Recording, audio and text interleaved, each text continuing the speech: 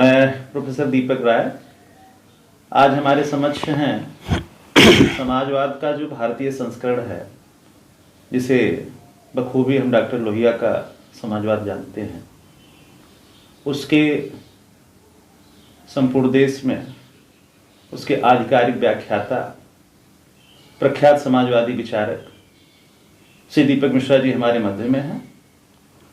और आज हम चर्चा करेंगे कि वर्तमान समय में राम राज्य और समाजवाद को लेकर एक जो बहस छिड़ी हुई है, कुछ लोग राम राज्य में कमियां निकाल रहे हैं, कुछ लोग समाजवाद को आधा अधूरा दर्शन बता रहे हैं, तो कुछ लोग राष्ट्रवाद पर भी अपनी चिंता जाहिर कर रहे हैं। इसी विषय को लेकर आज हम वरिष्ठ विचारक दीपक मिश्र जी का विचार जानेंगे। पहला सवाल मेरा है आदरणीय मिश्रा जी से कि मिश्रा जी, राम राज्य जी और समाजवाद, कुछ लोग कहते हैं कि ये एक दूसरे के विरोधी हैं। एक और दूसरी विचारधारा है जो कहती है ये अन्योन्याश्रित हैं एक दूसरे पे। तो राम राज्य और समाजवाद तो आप कैसे समझते हैं? क्या ये एक दूसरे के पूरक हैं या एक दूसरे के विरोधी हैं? आपका क्या मत है इस विषय? देखिए, यदि राम राज्य तत्वतः समाजवाद के प्रतिकूल होता तो भारत ही नहीं दुनिया में समाजवाद के सबसे बड़े ज्ञाता, सबसे बड़े व्याख्याता डॉक्टर राम मनोहर लोहिया रामायण मेला न लगवाते। उन्होंने रामायण मेला लगवाया ही इसलिए था कि राम राज्य में जो समाजवादी तत्व है उससे हमारा लोकमानस अवगत हो सके। देखिए, राम, कृष्ण, शिव, महात्मा बुद्ध, ये वो नाम हैं जिनका भारतीय लोकमानस पर बहुत असर है। इनसे जुड़ी हर किंवदंतियों को, इनसे जुड़ी हुई हर एक अवधारणाओं को हर भारतीय क्या पूरी दुनिया में लोग जानते हैं। अतः हमारा यह कर्तव्य है कि इनके जो साकार भाव हैं, जो इनके वे रूप या वे घटनाएं या वो बातें जिनसे हमारा लोकतंत्र मजबूत होता है, हम जनता तक ले जाएं। तभी तो डॉक्टर लोहिया रामायण मेला लगवाते थे। और मजे की बात देखिए कि इस रामायण मेला में एक तरफ मधुलिमय प्रतिबद्ध प्रख्यात समाजवादी राजनारायण, जनेश्वर मिश्र, और दूसरी तरफ इसमें उतनी ही प्रतिबद्धता के साथ सहभागी होते थे नानाजी देशमुख, अटल बिहारी वाजपेयी, आचार्य विष्णुकांत शास्त्री। तो समाजवाद और रामराज्य एक दूसरे के पूरक हैं। कैसे? आप ध्यान दीजिए कि पहले तो इसके अधिकृत व्याख्याता हैं वाल्मीकि जी। वाल्मीकि ने युद्धकांड में, अपने रामायण के युद्धकांड में इसका पूरा वर्णन किया है और उसमें साफ साफ लिखा है कि राम राज्य एक ऐसी शासन प्रणाली है जिसमें हर व्यक्ति निरामय होता था। मतलब सर्वे भवन्तु सुखिना का पूरा दर्शन राम राज्य की शासन प्रणाली में था। सर्वे, ना कि कोई एक खास वर्ग। सर्वे माने सब, मतलब सबका समावेश हो ऐसा। और उन्होंने बार बार लोकापवाद शब्द का प्रयोग किया है। जो वर्णन किया है राम राज्य का, उसमें राम बुलाते हैं और सबसे छोटे व्यक्ति से पूछते हैं कि बताओ मेरे बारे में लोगों की राय क्या है, यानी लोकापवाद। अब दूसरे ज्ञाताओं में तुलसीदास। अब तुलसीदास ने उत्तरकांड में जो रामराज का चित्रण किया है, दो ही तो आधारकृत विद्वान है ना राम और रामायण के संदर्भ में, एक वाल्मीकि जी और दूसरे तुलसीदास। फिर कंबन और तमाम लोगों के नाम आते हैं। अब तुलसीदास जी ने जो रामराज की बात की है, एक एक चीज आप देखिए। नहीं दरिद्र को दुखी न हीना, नहीं को अबुध न लक्षण हीना। क्या मतलब है? को है नहीं को दरिद्र, यानी कि गरीबी का उन्मूलन। कोई दुखी न हो, यानी शासन तंत्र में सबका सहभाग हो। आपका शासन तंत्र में कोई सहभागिता नहीं होगी तो आप दुखी नहीं होंगे। और आप देखिए, सब नर करही परस्पर प्रीति, चलहि स्वधर्म निरत श्रुति नीति, यानी जो नीति है, नीति क्या है? जो अनीति नहीं है, यानी जो झूठ नहीं है, जो लूट नहीं है, वही तो नीति है। राज बनता ही इसीलिए है कि वह नीति पर चले, इसीलिए राजनीति कहते हैं। और आप देखिए कितना वर्णन बढ़िया है। बैरु न कर काहू सन कोई, राम प्रताप विषमता खोई। अब समाजवाद का क्या लक्ष्य होता है? समाजवाद का लक्ष्य होता है एक ऐसी शासन प्रणाली जो हर तरह के मानवीय शोषण के खिलाफ हो और जिसमें आर्थिक विषमता के लिए कोई जगह ना हो। यही तो डॉक्टर लोहिया ने बताया कि 5 ही लक्ष्य हैं, समग्र लक्ष्य। विकेंद्रीकरण, यानी कि जो शक्ति और सत्ता का और संपदा का जो केंद्रीकरण हो वो दूर हो, यानी कि राम प्रताप विषमता खोई। तो ये मैंने एक चित्रण दिया। अब आप बताइए कैसे रामराज की संकल्पना समाजवाद की संकल्पना के खिलाफ है? दोनों एक दूसरे के प्रतिकूल हैं, कैसे हो सकते हैं जब दोनों का लक्ष्य एक है? जैसे समुद्र के 2 धाराएं हो, समुद्र के 2 किनारे होते हैं, एक दूसरे के पूरक होते हैं, एक दूसरे के पर्याय होते हैं, भले ही एक दूसरे से परे प्रतीत होते हैं। तो वरना डॉक्टर लोहिया रामायण मेला नहीं लगाते। महात्मा गांधी ने एक तरफ मौलाना बंधुओं को बैठाकर रामराज की बात करते थे।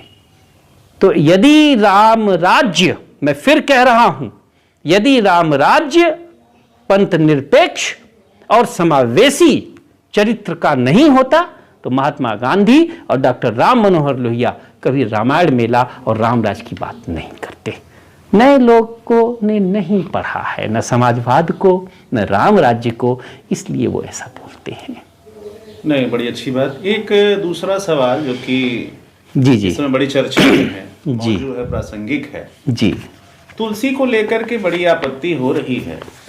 जैसा कि सबको पता है कि तुलसी को विश्व कवि का दर्जा दिया गया हमारे यहाँ, माना गया कि भारतीय साहित्य को बहुत आगे ले गए।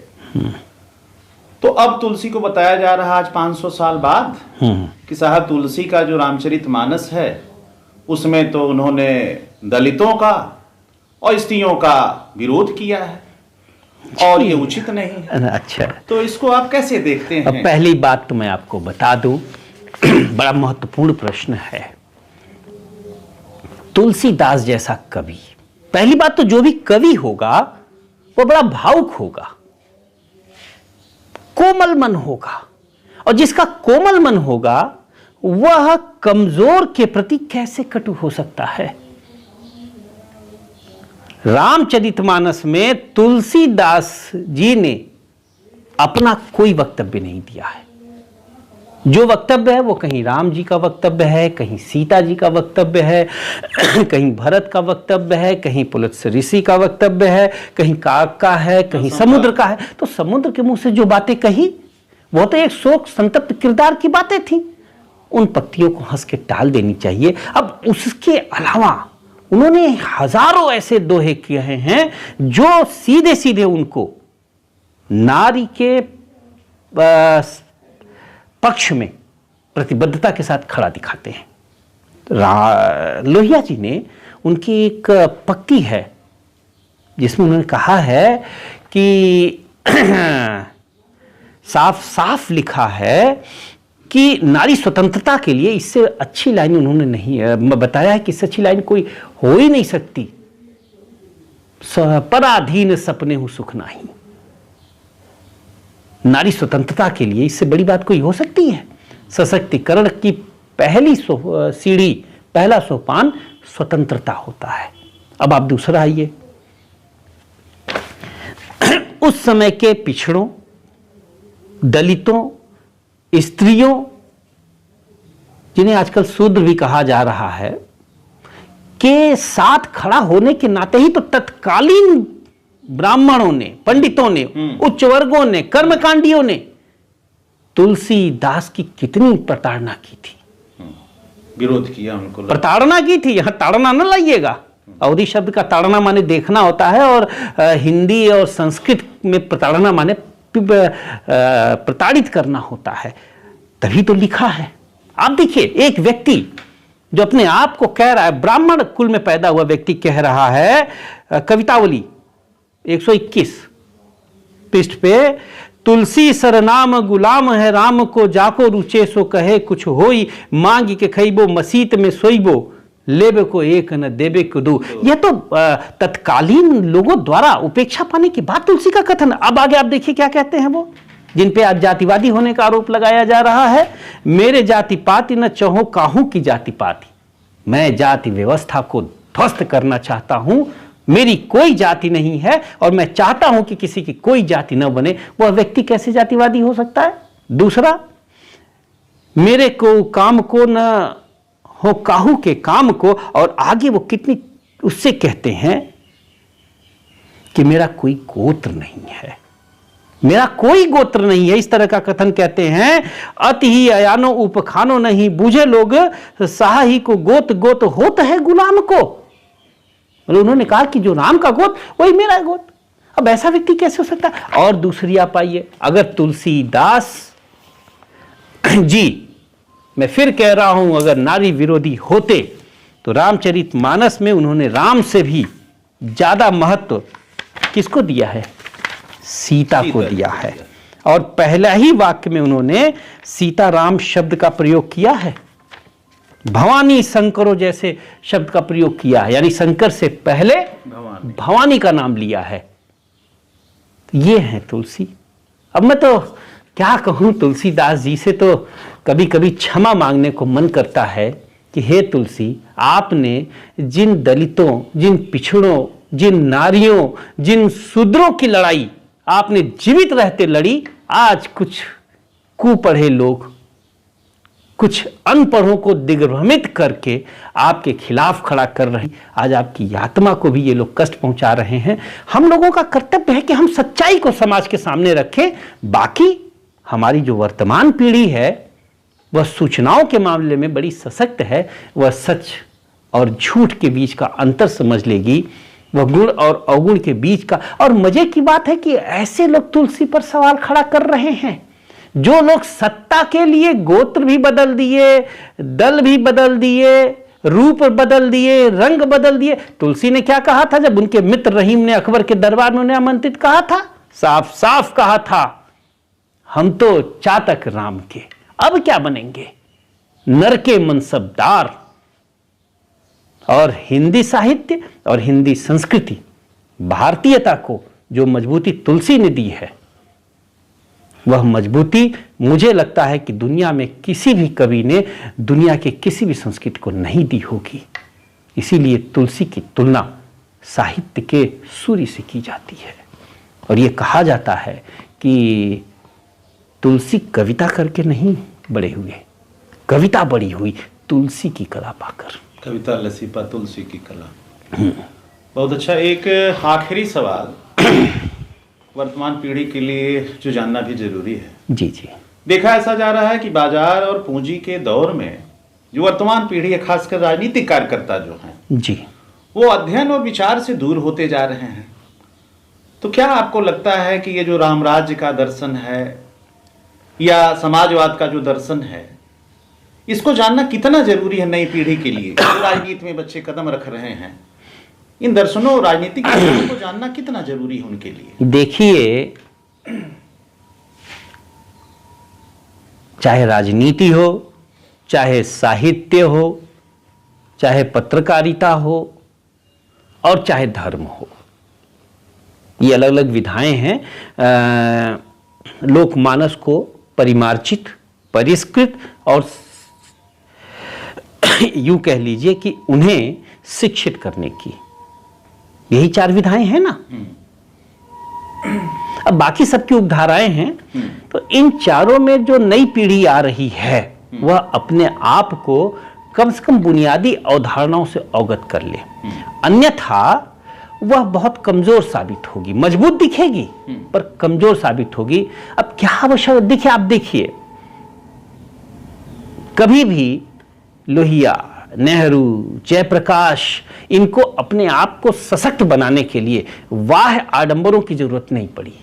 ऊंची अट्टालिकाएं, कारों का काफिला, कभी जरूरत नहीं पड़ी। लेकिन देश के ये राजनीति के सशक्तिकरण के प्रतीक हैं। लोहिया ने उस समय 9 सरकारें पलटी, जयप्रकाश ने तो पूरा दिल्ली तख्त बदल दिया और अपने आप को राजनीति में, समाज नीति में, लोक नीति में स्थापित रखने के लिए इन्हें पदों की जरूरत नहीं पड़ी। तो नई पीढ़ी राम राज्य को पढ़े, बहुत सी चीजें। राम को अगर आप ईश्वर न भी माने, राम को आप एक मर्यादा पुरुषोत्तम ही माने, तो भी राम ने लोग जीवन जीने के तरीकों को बताया है। कृष्ण ने यह समझाया है हम लोगों को कि कैसे किसी को हड़पे हुए,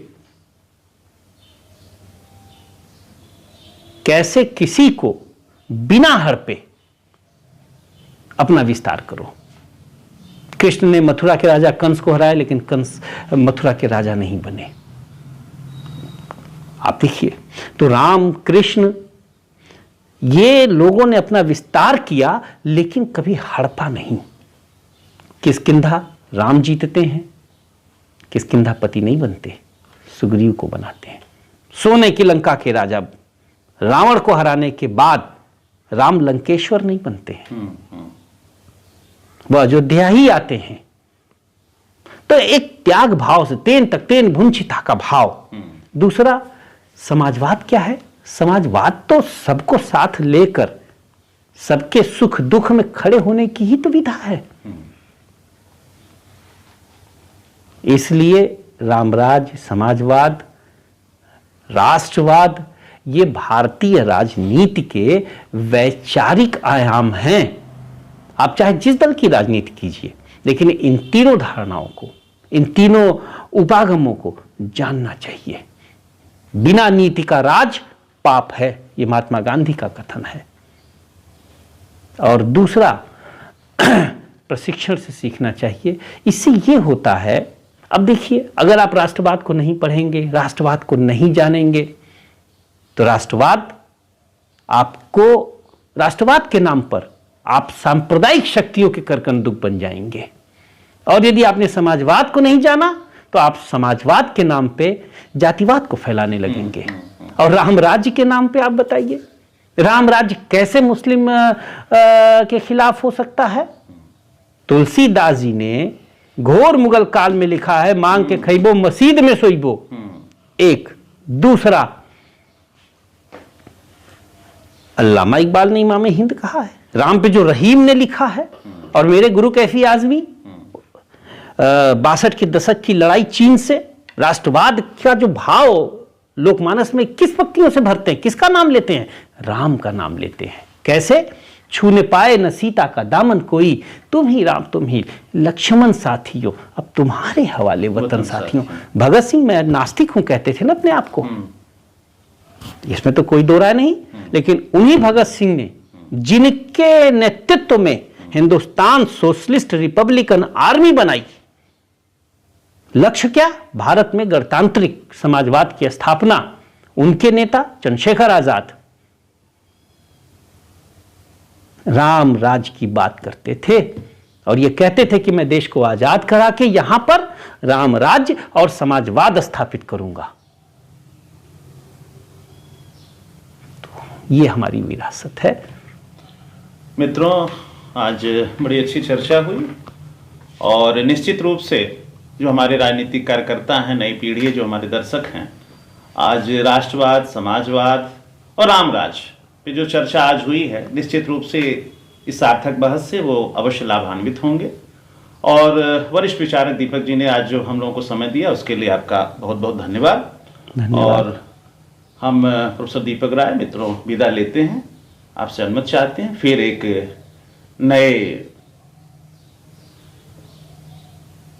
नए कार्यक्रम में कुछ नए सवालों के साथ फिर आपसे हम रूबरू होंगे।